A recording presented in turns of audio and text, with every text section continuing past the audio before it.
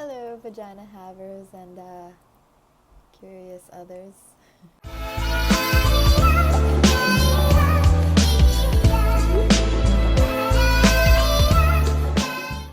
So today I'm going to be going over 3 things that I think were super important that they just kind of skipped over, the nerve, in sex ed when we were talking about periods. Before we get into the video, I just want to say 2 things. The first thing is I'm sorry about the lighting, I'm sorry about the sound quality, I'm sorry about the general overall quality of the video. It is my first video though, so that's the second thing is this disclaimer, which I will insert right here.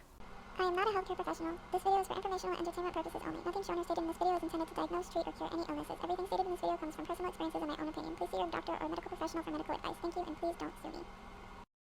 Now that we got that out of the way, let's get right into this.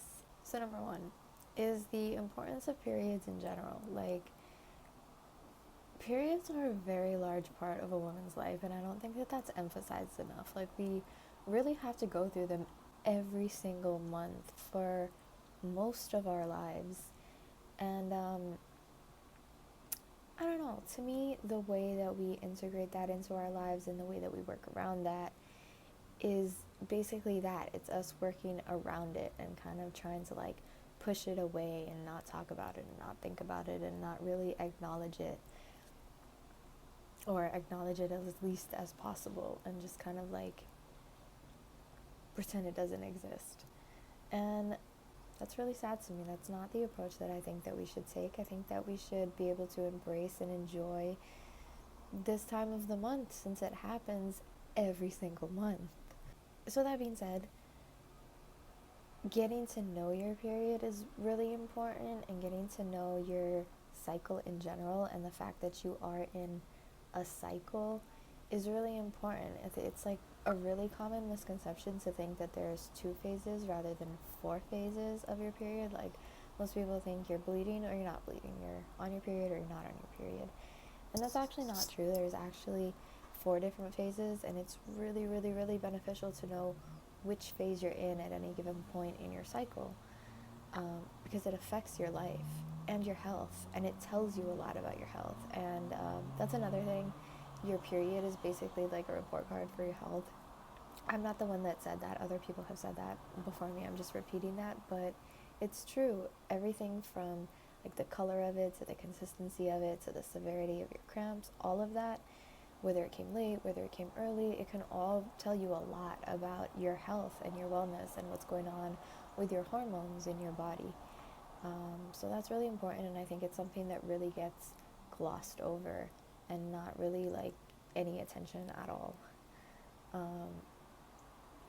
So that brings me into number 2, which is the importance of cycle tracking. Cycle tracking is really simple once you know how to do it, and it's very accessible, especially now. There's apps and everything. It's very easy, and it's something that really, really, really should be emphasized and encouraged, because like I just said in the previous point, it really gives you a lot of insight into your health and can really like help you navigate through your life and through your mental health, and then also just give you general information about your health and your wellness.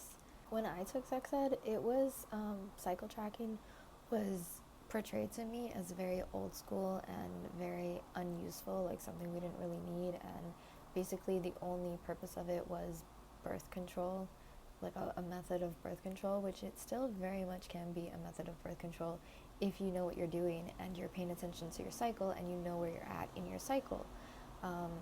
Like I said, another common myth is that you can only not get pregnant when you're on your period. That's not true. And you also can get pregnant when you're on your period, so it's completely an inaccurate statement. So stuff like that to me is really, really important to know and to be aware of, and helpful, just so helpful, like mind-blowingly helpful. I think that men and women experience a completely different cycle, and unfortunately our society is very heavily catered to a man's cycle and not so much a woman's cycle. Like, a man can get up and feel the same day in and day out. Like, he's basically on a 24-hour cycle and he feels the same pretty much every day and can perform the same every single day. A woman is not really built like that. Like, a lot of women manage to get through it and get by, but a lot of people are suffering, and silently. Like, a lot of people are going through the second half of their cycles, the week before and the week during their periods, really struggling, and it really is not the fault of her. It's the fault of the way that the society is set up. And I think that knowing your cycle and knowing where you're at and really like working with your cycle instead of against your cycle, or like trying to be sneaky and work around your cycle, really, really improves the quality of your life in general. And that being said, that leads me into number 3, which is your period is not this like horrible monster that you should be dreading. Like, I feel like we're taught basically to see it as this thing that we have to deal with, and that like we're kind of cursed with, and like and we don't want to talk about it, and it's gross, and like it just brings you pain. And there's all these like, I don't know, memes and movies and jokes and stuff about it. And to an extent, a large extent, like it's true. It's like a lot of people are experiencing that. The majority of people are experiencing that. They're experiencing their periods in that way. But you don't have to. Like, and when you realize this, it's completely what? Most people don't know this, but PMS is not normal. It's normal in the sense that most people experience it, but it's not normal in the sense that you're supposed to have it or that you're supposed to experience it. You're not.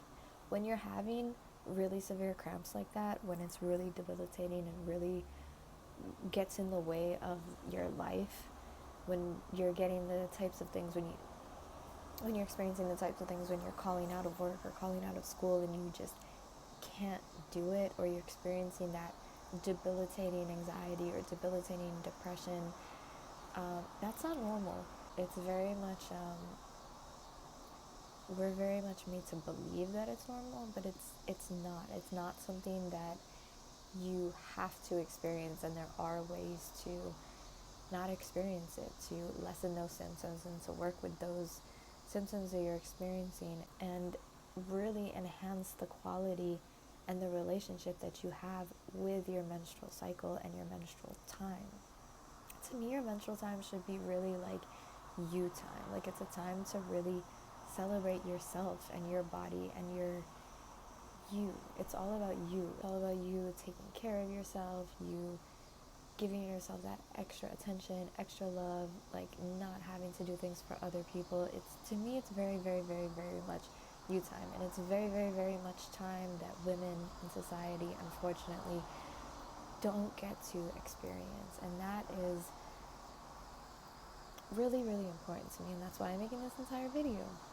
And that's why I'm making this entire channel, actually. So those are the 3 things that I think that should be more emphasized, more brought up, more talked about when talking about our periods, when we're learning about our periods, and when we're going through sex ed in school. If you enjoyed this video, please like, comment, subscribe, and or share, because it really, really, really would help me get this out to other people. This was basically a rant video, but I don't put out complaints without solutions, so there will be more videos to come about all these topics and more, because this is what I'm really passionate about, and this is really what I want to spread information and awareness about. So thank you so much for watching. Until next time, happy cycling.